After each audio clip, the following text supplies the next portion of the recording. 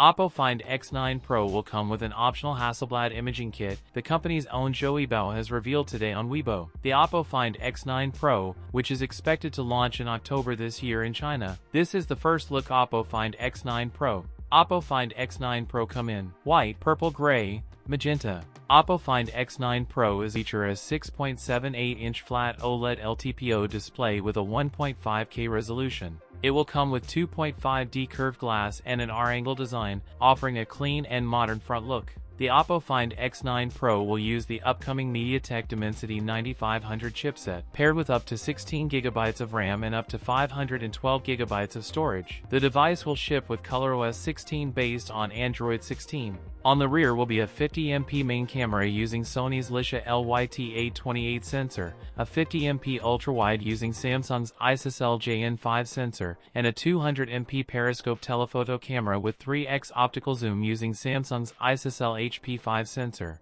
For selfies, 50MP camera Samsung ISOCELL JN5. The Oppo Find X9 Pro will feature a large 7500 mAh battery, with support for 80W wired and 50W wireless charging, as well as IP68 and IP69 ratings for dust and water resistance.